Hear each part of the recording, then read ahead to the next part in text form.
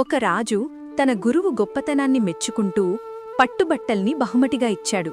గురువు ఎంతో సంతోషంగా వాటిని స్వీకరించి ఇంటికి వెళుతుండగా దారి పక్కన ఒక బిచ్చగాడు చలికి వణుకుతూ కనిపించాడు. అతడి అవస్థకు జాలిపడి తన చేతిలో ఉన్న పట్టుబట్టల్ని ఇచ్చేశాడు.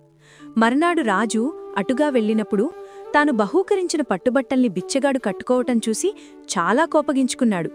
కొద్ది రోజుల తర్వాత గురువుకి బంగారు కడియం బహుమతిగా ఇచ్చాడు రాజు. ఆ కడియాన్ని కూతురు పెళ్లి చేయడానికి కష్టపడుతున్న ఓ రాజోద్యోగికి బహూకరించాడు గురువు. ఆ విషయం రాజుకు తెలిసి వెంటనే గురువును పిలిచి, మీ మీద గౌరవంతో నేను బహుమతులిస్తుంటే వాటిని మీకు నచ్చినట్లు అందరికీ పంచేయడం పద్ధతిగా లేదు అని కోపంగా అడిగాడు రాజు. బదులుగా గురువు ఇలా అన్నాడు, దానం చెయ్యడమంటే ఆ వస్తువు లేదా సొమ్ము మనది కాదని పూర్తిగా అంగీకరించినట్లు.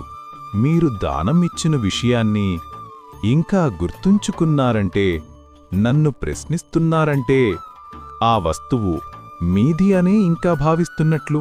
ఇలా అయితే దానఫలితం మీకు దక్కదు. అయినా మీరు అడుగుతున్నారు కాబట్టి చెబుతున్నాను. ఆ వస్తువుల అవసరం నాకంటే వారికే ఎక్కువ అనిపించింది, అందుకే వారికిచ్చేశాను. అంతే తప్ప మీపైన గౌరవం లేక కాదు అని చెప్పాడు గురువు. ఆ మాటలతో తన తప్పును తెలుసుకొని గురువుగారి దగ్గర క్షమాపణ కోరాడు రాజు.